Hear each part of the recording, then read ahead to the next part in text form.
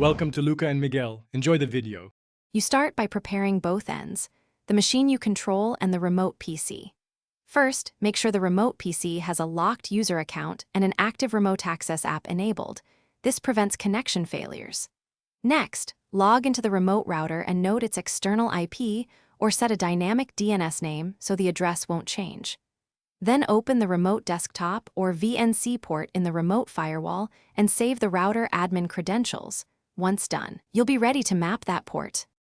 Now you configure routing and lockdown security.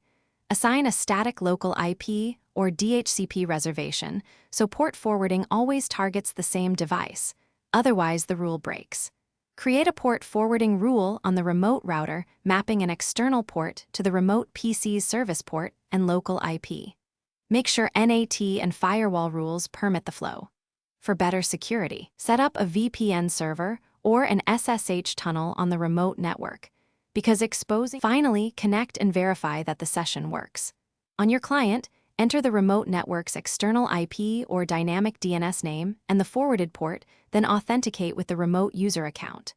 If connection fails, ping the external address and run a port check.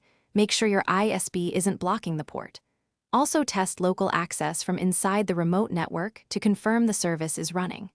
If problems persist, recheck firewall rules, forwarding target, reboot the router and host, or use VPN to bypass ISP restrictions.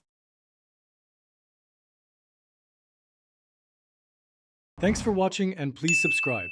It's the best investment you'll ever make.